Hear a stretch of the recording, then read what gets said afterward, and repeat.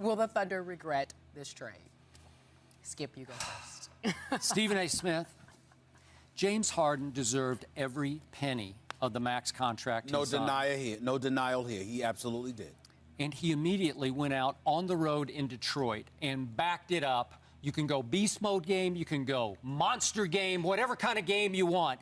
He backed it up and made a resounding statement that echoed all the way back to my hometown of Oklahoma City. You blew it, Thunder.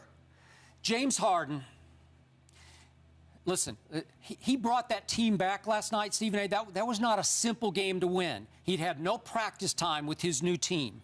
They are down 8 with 9:22 left, and they won by 9, mostly because of James Harden. And I'm going to take one more step back from this.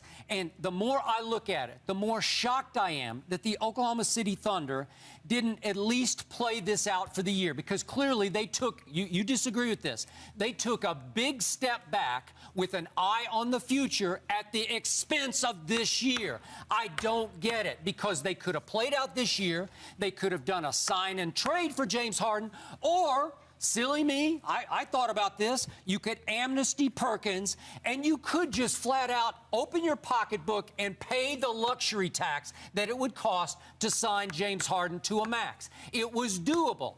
I know some of those owners there, Stephen A., they have a whole lot of money, serious money. And it's almost like on principle they said, we're not going to pay that much luxury tax. Why not?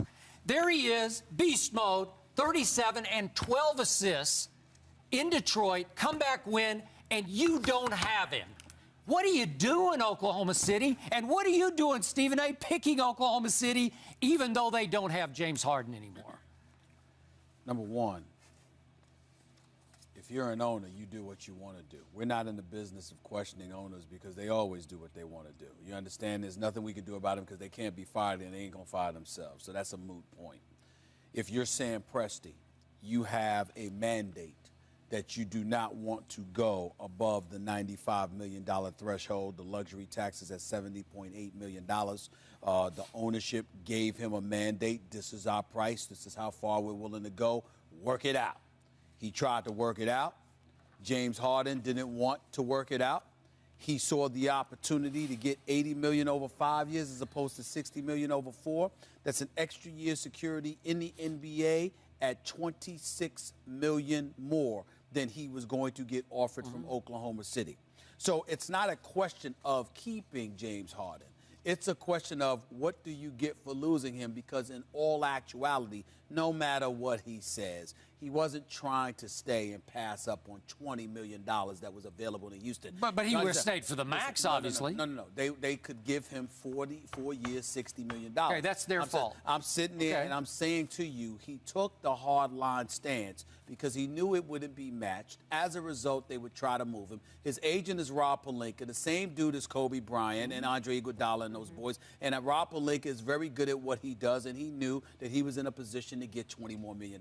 It's posturing. Now let's get down to posturing. Wait, are you suggesting that James wouldn't have stayed in Oklahoma City for the max? No. I am suggesting to you that because Oklahoma's number was at $60 million and the potential for $80 million was out there somewhere else, he was definitely trying to go. So don't listen. My issue is, why is their number stuck at? Well, again, that's something complicated with the CBA in terms of who drafted them and all of that stuff. It's not complicated to me. It is. The point that I'm trying to make to you is the $80 million that he could get from Houston, couldn't get from Oklahoma City. Now let's move on to the basketball part. If you're going to lose James Harden, who we all know is a stud and can play the game, the only problem I've ever had with him, is he disappeared other than Game 2 of the, other than the first half of Game 2 of the NBA Finals. He was completely MIA. Outside of that, I have no issues with James Harden, the person or the player. But at the same time, no disrespect to James Harden, because you can ball, bro. He ain't Kevin Durant. Let's stop that. Kevin Durant, $85 million. I'm sorry. I don't think James Harden belongs in the same ballpark as James Harden. Kevin Durant belongs in the same ballpark as James Harden. I mean, I think that's blasphemous. Clearly he can play. Clearly he can ball. But in the same breath, as Kevin Durant, you better watch your mouth. It ain't happening. So what's your point? So if you're Oklahoma City, I'm not trying to pay him as nearly in the ballpark that I paid Kevin Durant, number one. And number two, what can I get for him? I got a dude in Kevin Martin. He's erratic. He could sit there and drop 40. And then another night he could go 1 for 20. I get that. But he's a sharpshooter from the perimeter. He scores, okay? He averaged 17 last year, which basically shot 41% from the field, was basically career low because he had shoulder problems last year. Still averaged 17 points per game. And on top of it all, he's huge in pick and rolls. Now, I'm not trying to go all Tiago splitter on you when you're sitting up there talking about he sets a mean pick, one of your most embarrassing moments. One of your most embarrassing moments on this show. He sets mean picks. That's what your point was? Wait a second. Your point was? Greg Popovich is a fool then to say that? No. Oh, that's what I got that from Greg Popovich. I'm not saying that you were wrong in saying it. I said that it was one of your, let's be clear, let's qualify for our audience. I said it was one of your most embarrassing moments because you tried to tell me that was one of the reasons the Spurs were going to go to the finals because Tiago Splitter sets a mean pick. He's like the ninth man. That's what he does best. Did you say that? That's what I said. I did because he does and they love it. Sets a mean pick. The coaching staff loves him. Splitter. I mean, you got to be kidding me. And you know what? So all I'm saying to you is this. He made a difference last night in New Orleans. Well, he did. Please stop it. The point that I'm trying to make to you is this. In the end, Skip, what it comes down to is whether it's Kevin Martin, whether it's Jeremy Lamb who delivered the national title to UConn, the boy can play. You've got an upside with these two dudes, which offsets the loss of Harden to some degree. Not completely, no doubt, but offsets it enough where Oklahoma City, because they are big-time offensively, will be just fine. Is Oklahoma City better or worse right now than they were with or without James Harden? You know what? Did they take a step back? No, Skip.